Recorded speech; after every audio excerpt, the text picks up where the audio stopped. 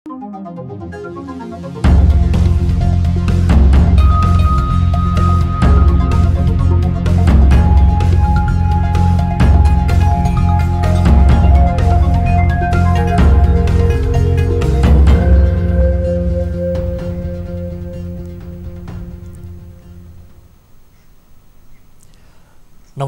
यो news 24 television prime time न्यूजमा स्वागत छ। प्रमुख राजनीतिक दलहरू आन्तरिक छलफलमा जुटे। सत्तारूढ नेकपाको स्थायी कमिटी बैठक जारी छ भने प्रमुख प्रतिपक्ष दल कांग्रेसले केन्द्रीय समिति बैठक बोलाए। दुवै दल आन्तरिक छलफलदेखि सरकारको समीक्षामा समेत जुटे। नेकपाभित्र चर्को विवाद सतहमा आएको छ। अध्यक्ष समेत रहेका प्रधानमन्त्री केपी शर्मा ओलीको राजीनामासम्म मागिएको छ। असार 14 गते प्रधानमन्त्री ओलीले आफूलाई हटाउन भारतदेखि देशभित्रै पनि प्रपञ्चहरू रचिएको प्रसङ्ग निकालेपछि ओलीलाई पार्टीभित्रैबाट प्रश्नहरू उठेका छन्। उता कांग्रेसले पनि प्रधानमन्त्रीको अभिव्यक्ति कूटनीतिक मर्यादा विपरीत भएको भन्दै आलोचना गरेको छ। के अहिले प्रधानमन्त्री ओलीलाई हटाउन प्रपञ्चहरू भएकै हुन् त कि ओलीकै कार्यशैलीले त्यो बाटो समातेको हो?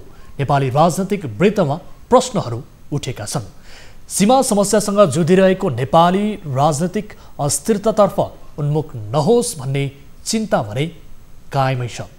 अब प्राइम टाइम न्यूजका हेडलाइन्स। नेकपा स्थायी कमिटी बैठकमा मागियो प्रधानमन्त्रीको राजीनामा। बैठकमा उठेका विषयमा भारतीय सञ्चार माध्यममा हुबहु आएकोमा प्रधानमन्त्री ओलीको आपत्ति। स्थायी कमिटीका कमिटीहरूले छलफलमा भाग लिनुभयो। तल्लो तहको अधिवेशनको मिति परिमार्जन गर्ने कांग्रेस केन्द्रीय कार्य समितिको बैठकको निर्णय। प्रधानमन्त्रीको अभिव्यक्ति कूटनीतिक मर्यादा विपरीत भएको निष्कर्ष। अभिव्यक्ति दिनुभएको छ, वास्तवमा त्यो गैर जिम्मेवार छ, अराजनीतिक छ। कोरोना भाइरसका कारण अछाममा थप 1 जनाको मृत्यु। 24 घण्टामा 316 संक्रमित थपिए। देशभर 13,500 बढी संक्रमित।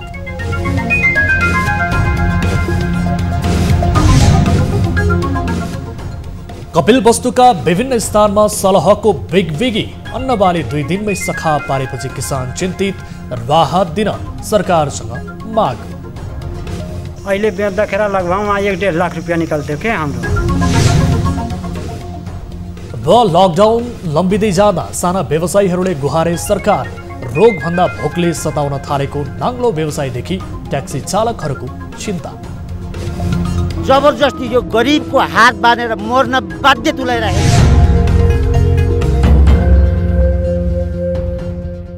हामी निरन्तर न्यूजमा छौँ। सत्तारूढ नेपाल कम्युनिस्ट पार्टी नेकपाको स्थायी कमिटी बैठकमा प्रधानमन्त्री केपी शर्मा ओलीको राजीनामा मागिएको छ। बलुवाटारमा बसेको बैठकमा अध्यक्ष समेत रहेका प्रधानमन्त्री ओलीले आफूलाई हटाउन षड्यन्त्र भएको अभिव्यक्ति दिएपछि रुष्ट बनेका नेताहरूले राजीनामा मागेका हुन्। अध्यक्ष पुष्पकमल दाहाल, वरिष्ठ नेताहरू झलनाथ खनाल, माधव नेपाल लगायतले आफ्नो अभिव्यक्ति पुष्टि गर्न चुनौती समेत दिए। मदन जयन्तीका अवसरमा आयोजित एक कार्यक्रममा प्रधानमन्त्री ओलीले आफ्नो सरकार ढाल्न भारतदेखि भित्रैबाट नेताहरू नै सक्रिय बनेको आरोप लगाउनु भएको थियो। आजको बैठकमा बलुवाटारमा अध्यक्ष पुष्पकमल दाहाल, वरिष्ठ नेताद्वय झलनाथ खनाल, माधव कुमार नेपाल, उपाध्यक्ष वामदेव गौतम, प्रवक्ता नारायण काजी श्रेष्ठ, स्थायी कमिटी सदस्य अष्टलक्ष्मी साक्य, बेदुराम भुसाल र मुकुन्द नेउपानेले प्रधानमन्त्रीबाट गम्भीर अभिव्यक्ति आएको भन्दै त्यसका आधार के हुन् स्पष्ट पार्नुपर्ने माग गर्नुभएको थियो। आज 18 जना सदस्यहरूले आफ्नो धारणा राख्नु भएको थियो। बैठकमा प्रधानमन्त्री ओलीले उठेका प्रश्नहरूको जवाफ दिएको प्रवक्ता नारायण काजी श्रेष्ठले जानकारी दिनुभयो। गराइसक्नु भएपछि कमरेड केपी शर्मा ओलीले आफ्ना विचारहरू राख्नुभयो र यसरी आजको बैठकमा यी विषयमा 18 जना स्थायी कमिटीका कमिटीहरूले छलफलमा भाग लिनुभयो। बैठकमा प्रधानमन्त्री ओली पार्टी र सरकार सञ्चालनमा असफल बनेको टिप्पणी पनि गरिएको थियो। अध्यक्ष दाहाल, वरिष्ठ नेता खनाल र नेपाल, उपाध्यक्ष गौतम लगायतले सरकारले काम गर्न नसकेकाले आफूहरूले राजीनामा मागेको बताएका थिए। प्रधानमन्त्री ओलीले सरकारले राम्रो काम गर्दा गर्दै पनि घेराबन्दी भएको घुमाउरो जवाफ दिएको एक नेताले जानकारी दिए। प्रधानमन्त्री ओलीले पार्टीको आन्तरिक बैठकमा भएका कुराहरू भारतीय सञ्चार माध्यममा कसरी आए भनेर उल्टै प्रश्न गर्नुभएको बताइएको छ। आजै निर्वाचन आयोगमा नेकपा एमालेको नाममा पार्टी दर्ताका लागि परेको निवेदनका विषय पनि बैठकमा उठेको थियो। स्थायी कमिटीको अर्को बैठक भोलि 11 बजे पुनः बस्नेछ। प्रमुख प्रतिपक्षी दल नेपाली कांग्रेसले तोकिएकै मितिमा महाधिवेशन गर्ने गरी तल्लो तहको कार्यतालिका परिमार्जन गरेको छ। आज पार्टी कार्यालयमा बसेको केन्द्रीय समिति बैठकले कोरोना महामारीका कारण प्रभावित भएको महाधिवेशन कार्यतालिका परिमार्जन गरेको हो। कांग्रेस प्रवक्ता विश्वप्रकाश शर्माले 2076 फागुन 15 भित्र सक्ने भनिएको अन्तरिम संरचनाको समायोजन असार मसान्तमा सक्ने निर्णय भएको बताउनुभयो।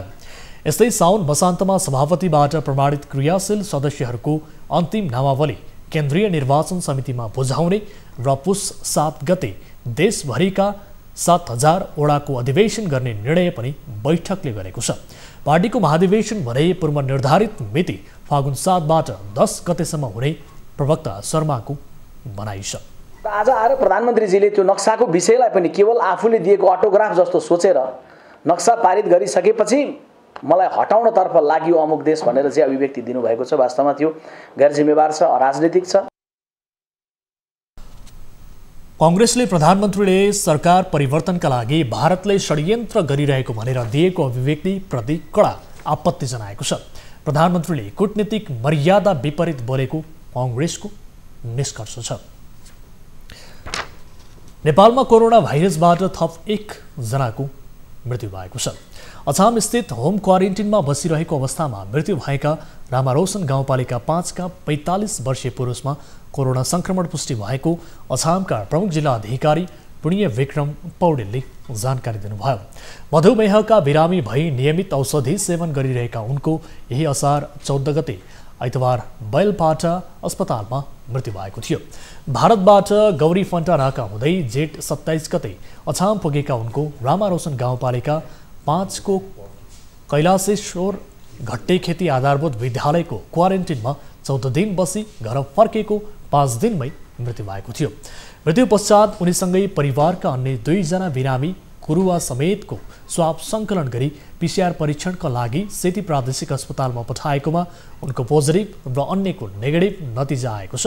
मृतकको आइतबार नै सुरक्षित तरिकाले दाह संस्कार गरिसकिएको जनाइएको छ। यो सँगै सुदूरपश्चिम प्रदेशमा मृत्यु हुने कोरोना संक्रमितको संख्या 7 पुगेको छ भने मुलुकमा कोरोनाकै कारण 30 जनाले ज्यान गुमाएका छन्। यता पछिल्लो 24 घण्टामा मुलुकमा 316 जना कोरोना भाइरसका संक्रमित थपिएका छन्। यो सँगै मुलुकमा संक्रमितको संख्या 13,564 पुगेको छ। कोशी अस्पताल विराटनगर प्रयोगशालामा गरिएको परीक्षणमा सप्तरीका 4, सिराहाका 10, उदयपुरका 2, झापाका 5 र सुनसरीका 2 जनामा संक्रमण पुष्टि भएको छ। त्यस्तै प्रादेशिक जनस्वास्थ्य प्रयोगशाला विराटनगरमा भएको परीक्षणमा सङ्खुवा सभाका 3 जनामा संक्रमण देखिएको छ। यस्तै गजेन्द्र नारायण सिंह अस्पताल राजविराज प्रयोगशालामा सप्तरीका 21 जनामा संक्रमण देखिएको छ। जनकपुर प्रयोगशालामा धनुषाका 3, रौतहटका 5 र महोत्तरीका 29 जनामा कोरोना पुष्टि भएको छ। राष्ट्रिय जनस्वास्थ्य प्रयोगशाला टेकुमा अछामका 27, बाजुराका 1, काठमाडौँका 2, रौतहटका 2, स्याङ्जाका 1, गुल्मीका 1, सिन्धुपाल्चोकका 2, गोरखाका 1, सर्लाहीका 8, भक्तपुरका 1, बागलुङका 1 जनामा संक्रमण देखिएको छ। यस्तै पाटन अस्पताल ललितपुरमा भएको परीक्षणमा डडेलधुराका 1, काठमाडौँका 1, ललितपुरका 1 जनामा संक्रमण देखिएको छ। यस्तै वीर अस्पतालमा भएको परीक्षणमा अछाम बैतडीका 1 जना र डोटीका 15 जनामा संक्रमण पुष्टि भएको छ। त्रिवी शिक्षण अस्पतालमा भएको परीक्षणमा काठमाडौँका 9 जना र म्याग्दीका 1 जना संक्रमित थपिएका छन्। पोखरा स्वास्थ्य विज्ञान प्रतिष्ठानमा गरिएको परीक्षणमा कास्कीका 9 र लमजुङका 3 जनामा संक्रमण पुष्टि भएको छ। यस्तै जनस्वास्थ्य प्रयोगशाला पोखरामा गरिएको परीक्षणमा स्याङ्जाका 3 र तनहुका 6 जनामा सङ्क्रमण देखिएको छ। यस्तै रूपन्देही प्रयोगशालामा अर्घखाँचीका 7, पाल्पाका 18 जनामा पोजिटिभ देखिएको छ। राप्ती विज्ञान प्रतिष्ठान दाङ प्रयोगशालाबाट सल्यानका 2 र दाङका 21 जना सङ्क्रमित थपिएका छन्।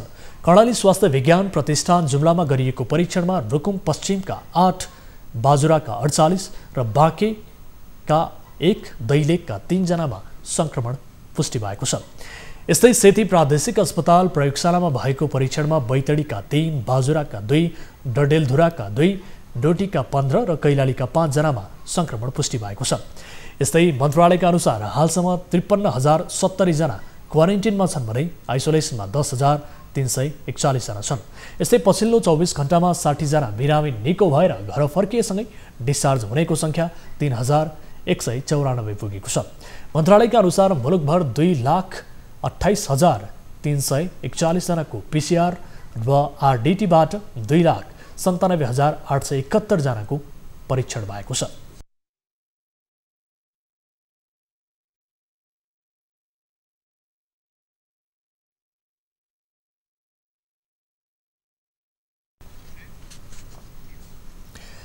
वनस्पति सखा पार्ने सलहकिरा नेपाल भित्रिएसँगै किसानहरू चिन्तित बनेका छन्।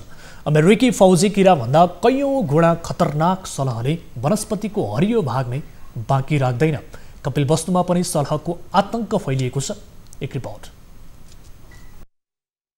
आइतबार नेपाल भित्रिएको सलह किराले 2 दिनमै कपिलवस्तु नगरपालिका, बुद्धभूमि नगरपालिका र शिवराज नगरपालिकाका किसानले लगाएको सयौं बिगाको अन्नबालीमा ठूलो क्षति पुर्याएको छ।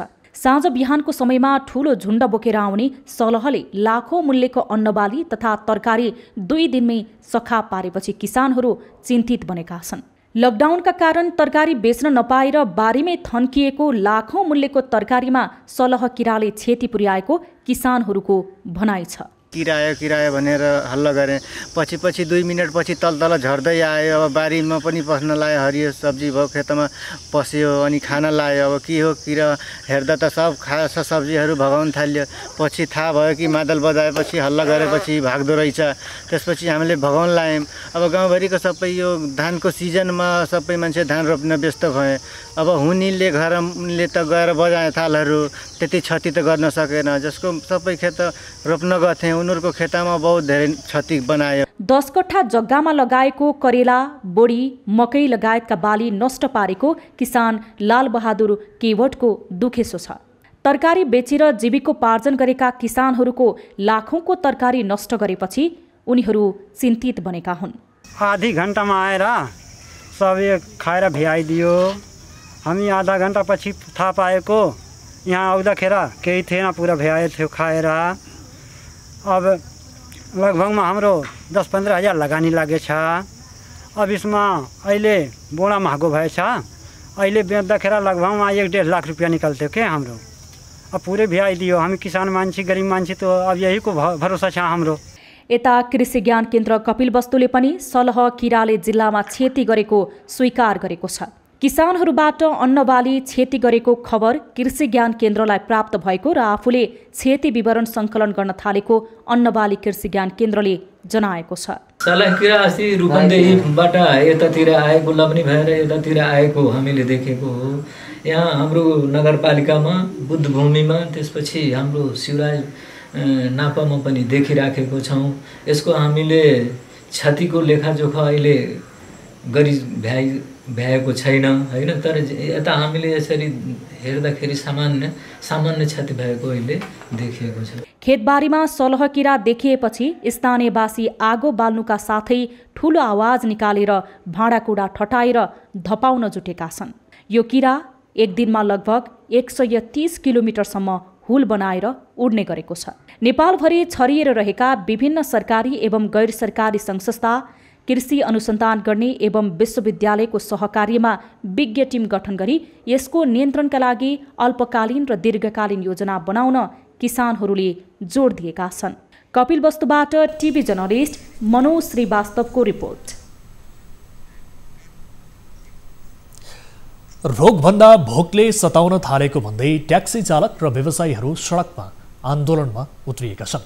ट्याक्सी व्यवसायी तथा चालकहरू मङ्गलबार यातायात विभागको मूल गेटदेखि नै नयाँ बानेश्वर 3 कुनै सडक खण्डको किनारमा ट्याक्सी पार्क गरेर प्लेकार्ड सहित शान्तिपूर्ण प्रदर्शनमा उत्रिएका हुन्।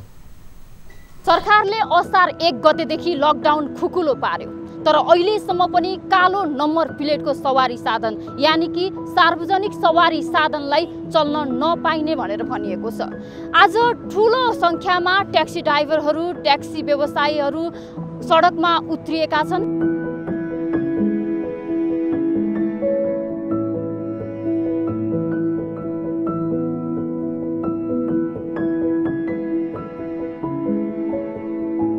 प्रहरीले हामीलाई स्वयं फोन गरेर तपाईहरू फल्नालाई हस्पिटल पुर्याइदिनु भन्नुहुन्छ। उहाँको आवश्यकतामा कोरोनाको मतलब छैन, तर जब हाम्रो पेट भोको हुन्छ त्यो बेलामा उहाँहरूलाई कोरोनाको मतलब छ।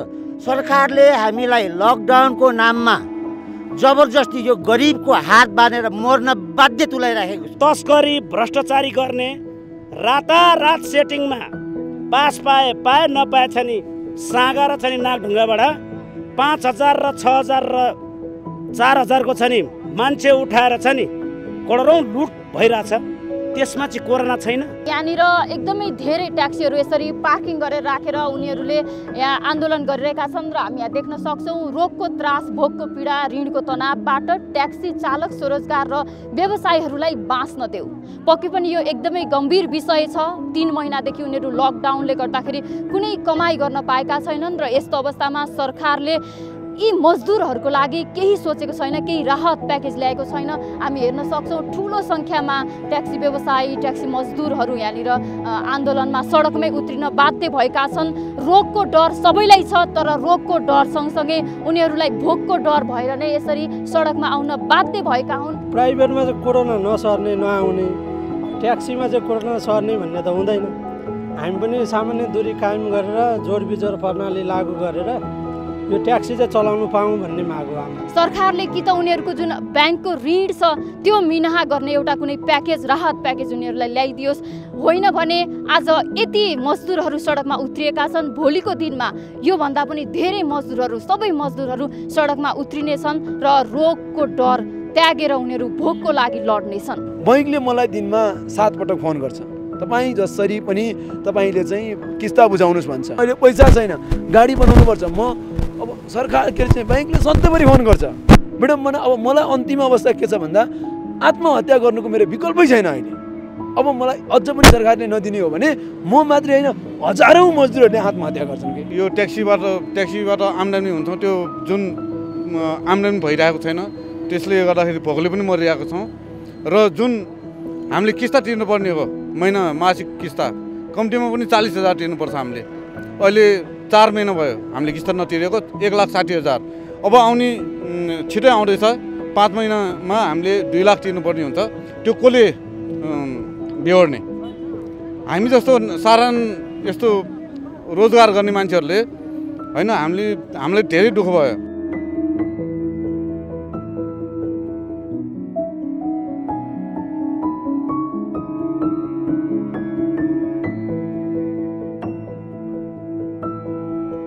यी मजदुरहरू जुन तपाईँहरूले देखिरहनु भएको छ, यी मजदुरहरूलाई पनि रोगको डर छ, कोरोनाको डर छ। 3 महिना यही कोरोनासँग डराएर उनीहरू घरभित्र बसेकै हुन्, तर अब घरभित्र बसिरहन सक्दैनन्। उनीहरू भनिरहेका छन् अब रोगको डर छैन, भोकको डर छ। सरकारले यी सबै मजदुरहरूको समस्या समाधान गर्नको लागि राहत प्याकेज नल्याए पनि उनीहरूलाई एउटा गरिखाने बाटो भने छोड्नुपर्छ, उनीहरूलाई गरिखाने बाटो भने खोलिदिन आवश्यक छ। क्यामेरामा कान्छा डङ्गोलका साथ रिया भण्डारी, काठमाडौँ।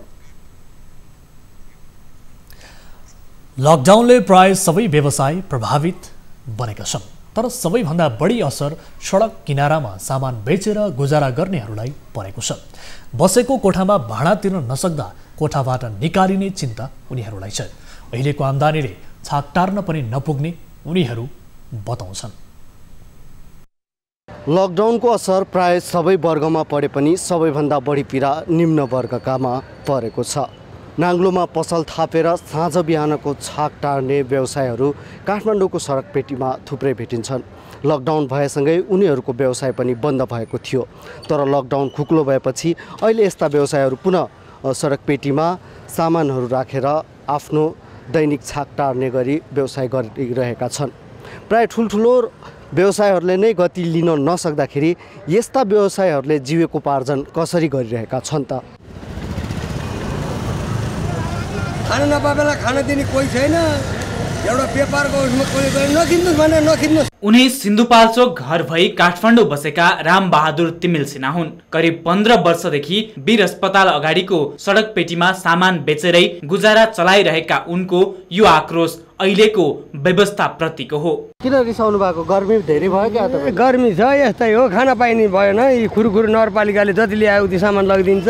सिन्धुपाल्चोकमा रहेको उनको परिवार उनकै आशा र भरोसामा चल्छ। तर अहिले दिनभरिको आम्दानीले उनी आफै पेटभरि खान पाउँदैनन्। ए कोठाको भाडा साउले कराएर धुन्दान्छ, तिरौँ भने छैन। कोठा उ गरिदिन्छु म, पाड्का ठोकिदिन्छु भनेर भनिरहेको छैन। 4 महिनाको कोठा भाडा तिर्न सकेको छैन। अनि खाना कसरी खानुहुन्छ? खाना त अब यसो गुजेग्रा गऱ्यो, बिहान त्यहाँ गएर खायो, बेलुका यसो चाउमिन खायो। अब व्यापार छैन, मान्छे हिँड्दैनन्। जुनसुकै व्यवस्थामा पनि विपन्न बेवास्तामा पर्ने गरेको उनको गुनासो छ। र त उनी भन्छन् सरकार गोली हान्देऊ। अनि कसरी बाँच्ने त गरिब? कि ठाउँ दिनु पर्यो, कि बेरोजगारीलाई रोजगारी दिनु पर्यो? कति पढेका पनि बेरोजगारी बसेका छन्। अनि गरिब बाँच्नु कसरी छ त? ल भन्नुहोस् त। सरकारले गरेको के हो? कि कोरोना आयो हुन्थ्यो, कि सरकारले गोली हानेर मारे हुन्थ्यो गरिब जातिलाई? उनी एउटा प्रतिनिधि पात्र मात्र हुन्। अधिकांशको समस्या उस्तै छ।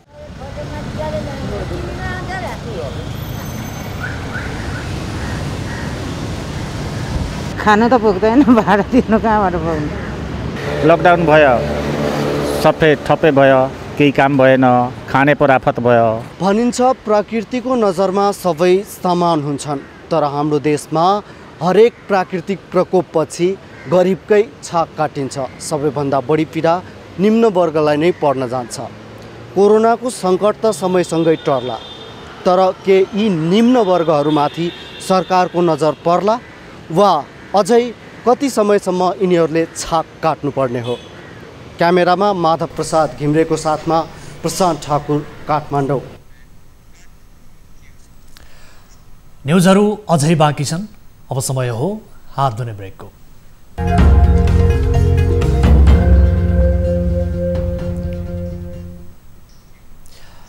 हामी निरन्तर न्युजमा छौँ। सत्तारूढ नेपाल कम्युनिस्ट पार्टी नेकपाको स्थायी कमिटी बैठकमा प्रधानमन्त्रीको राजीनामा सम्बन्धी स्थान पाएको छ। यो विषय 1.5 महिना अघिको सचिवालय बैठकमा पनि उठेको हो, तर यसपटक उठेको बैठकको धरातल र भूगोल निकै फराकिलो छ। प्रधानमन्त्री केपी शर्मा ओलीप्रति नेकपाका शीर्ष नेताहरू नै कुन हदसम्म नकारात्मक बनिसकेका छन् भन्ने आजको बैठकले छर्लङ्ग पार्दै गर्दा 2/3 आँट बोकेको सरकार बीचमै धराशायी बन्ने त होइन भन्ने प्रश्नले पनि ठाउँ पाएको छ। यसपटकको राजीनामाको प्रसङ्ग दलभित्र गुम्सिएको गुनासोदेखि छिमेकी भारतसम्म ठोकिएको छ। त्यसमाथि पनि दुई देशबीचको परिस्थिति प्रतिकूल बनिरहेको अवस्थामा एक रिपोर्ट। असार 14 गते मदन भण्डारीको 69औं जन्म जयन्तीका अवसरमा प्रधानमन्त्री निवास बालुवाटारमा आयोजित कार्यक्रममा प्रधानमन्त्री ओलीले दिएको अभिव्यक्ति हो मङ्गलबारको स्थायी कमिटी बैठकमा रड्किएको राजीनामाको रडाको। उहाँले नयाँ नक्सा जारी गरेपछि आफूलाई हटाउन भारत काठमाडौँ स्थित भारतीय दूतावास र दलभित्रैबाट सक्रियता बढेको आरोप हक्का हक्की लाउनु भएको थियो। 146 वर्ष उपभोग गरेको जमिन 58 वर्षदेखि खोसिएको छ। त्यो फिर्ता ल्याउन हामीले खोज्यौँ। हाम्रो जमिन फिर्ता ल्याउन खोज्यौँ। अरूको जमिनमा दाबी गरे होइन, अरूको जमिन अतिक्रमण गरे होइन, अरूको जमिन हस्तक्षेप गरेको होइन। त्यसकारण हामीले कुनै गल्ती गरेका छैन। तर नेपालकै नेताहरू लागेका छ, बहस चलेको छ। अहिलेको अहिले केपी ओलीलाई नहटाइ हुँदैन। पहिले यहाँहरूलाई सम्झना हुन, चीनतिरको ट्रान्सपोर्ट ट्रान्जिट एग्रिमेन्ट गरेर फर्किएपछि सरकार ढलेको थियो, किनभने हामीसँग बहुमत थिएन। अहिले त्यही सपना देखेर संविधान संशोधन भयो, नक्सा जारी भयो। त्यसो भएपछि यस्तो अपराध गर्ने केपी ओलीलाई अब भित्रभित्रको कुरा हो। त्यो बाहिर बाहिर भन्न नसक्ने, तर भित्रभित्र यस्तो अपराध गर्नेलाई चाहिँ दिल्लीका सञ्चार माध्यमहरू सुन्नुहोस्, त्यसैले निर्देश गरिहाल्छ कि कहाँ कहाँ के भइरहेछ। यो अभिव्यक्तिपछि जारी नेकपाको स्थायी कमिटी बैठक चर्काचर्कीको तहसम्म पुगेको छ। बैठकमा अर्का अध्यक्ष पुष्पकमल दाहाल, वरिष्ठ नेताहरू झलनाथ खनाल, माधव नेपाल, उपाध्यक्ष वामदेव गौतम लगायतका शीर्ष नेताहरूले नै प्रधानमन्त्री अब राजीनामा दिनुहोस् भनेको बैठकमै रहेका नेताहरूले बताएका छन्। नेकपाकै शीर्ष नेताहरूले प्रधानमन्त्री ओली सरकार सञ्चालनमा असफल बनेको टिप्पणी गरेका थिए। पार्टीभित्रको द्वन्द्वले पुनः सरकारको स्थिरतामा प्रश्न उठाएको छ। बेला बखत आन्तरिक किचलोसँगै बाह्य चलखेल विशेषतः भारतप्रति लक्षित गर्दै अभिव्यक्ति आउने परम्परा जस्तै बन्ने गरेको छ।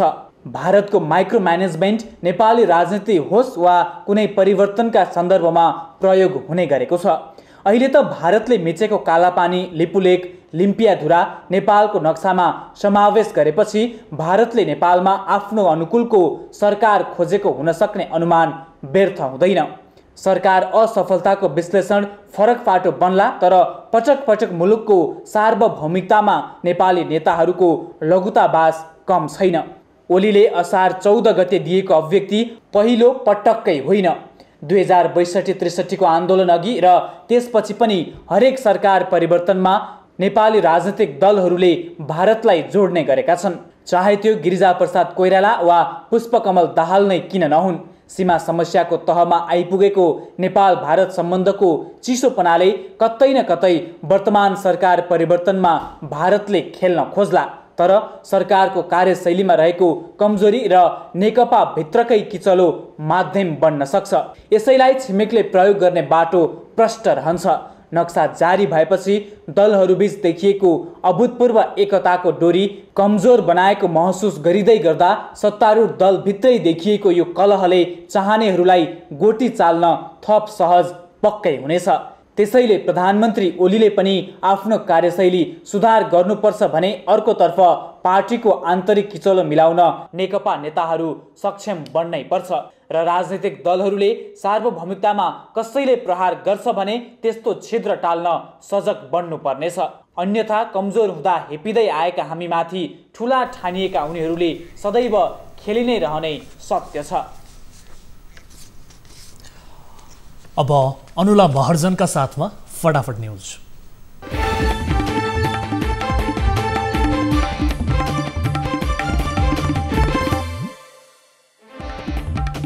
24 घण्टामा 316 संक्रमित थपिए। देशभर 13,500 बढी संक्रमित, 3,000 बढी डिस्चार्ज। नेकपा स्थायी कमिटी बैठकमा मागियो प्रधानमन्त्रीको राजीनामा। बैठकमा उठेका विषय भारतीय सञ्चार माध्यममा हुबहु आएकोमा प्रधानमन्त्री ओलीको आपत्ति। नेपाल र चीन बीच सीमा विवाद नरहेको चिनिया राजदूत याङचीको स्पष्टोक्ति। दुई देश बीचको सम्बन्धमाथि प्रहार नगर्न आग्रह। 14औं महाधिवेशन तोकिएकै मितिमा गर्ने नेपाली कांग्रेसको तयारी। सरकारको काम गर्ने शैलीको विरोध, भ्रष्टाचार र अनियमितता बढेकोमा चिन्ता। कोरोनाका औषधिको क्लिनिकल ट्रायल नेपालमा पनि हुँदै। ट्रायलका लागि नेपाल स्वास्थ्य अनुसन्धान परिषदबाट स्वीकृतिको अन्तिम चरणमा। नेपालमा कोरोना संक्रमण देखिएका मध्ये 94% विदेशबाट आएका नागरिक भएको स्वास्थ्य मन्त्रीको भनाई। 6% समुदाय स्तरमा संक्रमण फेला। रेड क्रस र कोका कोलाद्वारा 1.5 करोडको स्वास्थ्य सामग्री सहयोग। स्वास्थ्य मन्त्री भानुभक्त ढकाललाई हस्तान्तरण। नागरिकता विधेयकमा विभेदकारी प्रावधान खारेजीको माग गर्दै जसपाद्वारा काठमाडौँमा प्रदर्शन। नेताहरू डाक्टर बाबुराम भट्टराई, महन्त ठाकुर तथा उपेन्द्र यादव सहभागी। संघीय निजामती ऐन अन्तर्गत स्वास्थ्यमा 11औं तहमा खुला प्रतिस्पर्धा हटाइयो। निजामतीमा भने 10% राखियो। मलेसियाबाट पनि नेपालीहरू स्वदेश फर्किने कार्य जारी। थप 7,500 फर्किने तयारीमा। काठमाडौँको मनोहरामा बालुवा चोरी गर्दा गर्दै टिप्पर सहित 1 जना पक्राउ। काभ्रे नमोबुद्ध नगरपालिकाका बुद्ध लामा प्रहरी नियन्त्रणमा। गुल्मीका सबै स्थानीय तहमा पुग्यो सलह। टिपेर ल्याए पुरस्कार दिइने। दाङको शान्तिनगर गाउँपालिकाका वडा अध्यक्ष फर्साराम डाङ्गीमाथि कार्यालयमै लाठी प्रहार। टाउको र हातमा गहिरो चोट।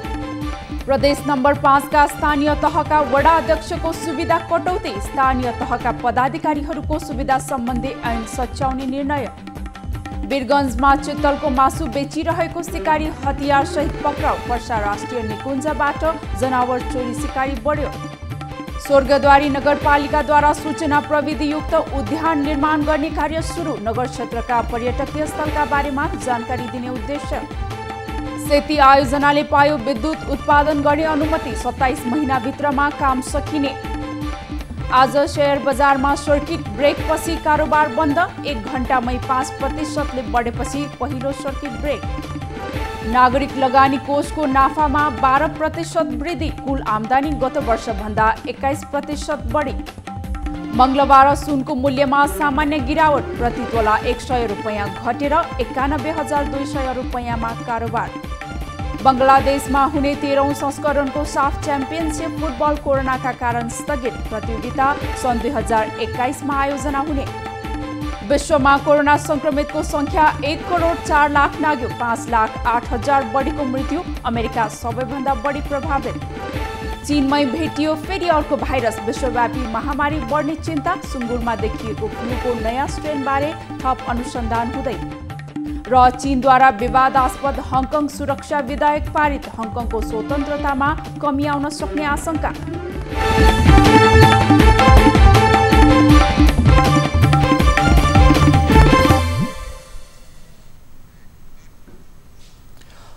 अब एउटा रोचक प्रसङ्ग।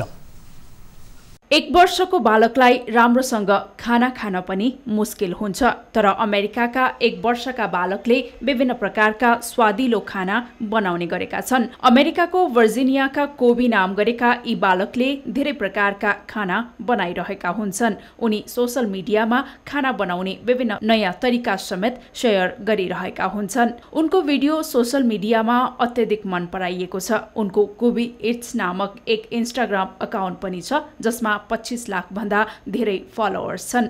अकाउन्ट भने उनका आमा बुवाले म्यानेज गरेका छन्। उनको एक युट्युब च्यानल पनि छ, जसमा लाखौं सब्सक्राइबर छन्। उनले खाना बनाएको भिडियो अहिले सोशल मिडियामा अत्यधिक भाइरल बनिरहेको छ। अब प्राइम टाइम न्यूज सक्नु अघि हेडलाइन्स पुनः एकपटक। नेकपा स्थायी कमिटी बैठकमा मागियो प्रधानमन्त्रीको राजीनामा। बैठकमा उठेका विषय भारतीय सञ्चार माध्यममा हुबहु आएकोमा प्रधानमन्त्री ओलीको आपत्ति। स्थायी कमिटीका कमिटीहरूले छलफलमा भाग भयो। तल्लो तहको अधिवेशनको मिति परिमार्जन गर्ने कांग्रेस केन्द्रीय कार्य समितिको बैठकको निर्णय। प्रधानमन्त्रीको अभिव्यक्ति कूटनीतिक मर्यादा विपरीत भएको निष्कर्ष भनेर चाहिँ अभिव्यक्ति दिनुभएको छ। वास्तवमा त्यो गैर जिम्मेवार छ, अराजनीतिक छ। कोरोना भाइरसका कारण अछाममा थप 1 जनाको मृत्यु। 24 घण्टामा 316 संक्रमित थपिए। देशभर 13,500 बढी संक्रमित।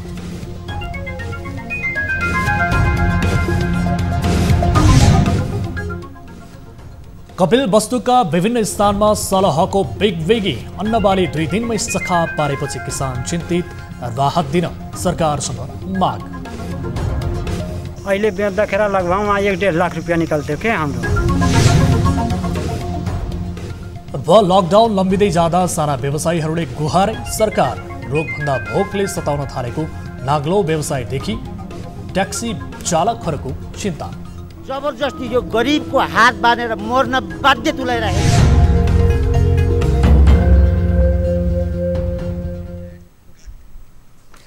प्राइम टाइम न्यूज अहिलेलाई यति नै। जाँदा जाँदै ताली र गालीका लागि हामीले सोधेको,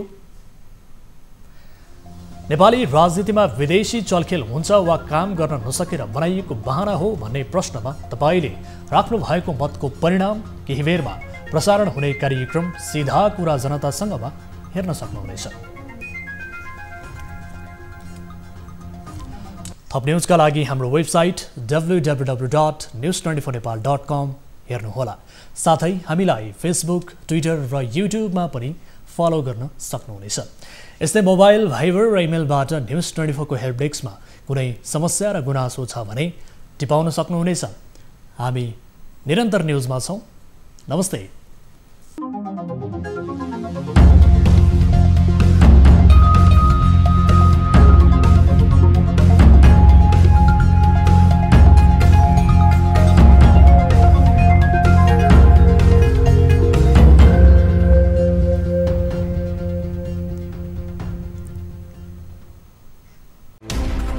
कोरोनाले सिर्जना गरेको सङ्कटमा पल पलका न्युज अपडेट र हर क्षेत्रको कभरेजका लागि न्युज 24 नेपाल युट्युब च्यानललाई सब्स्क्राइब गर्नुहोला।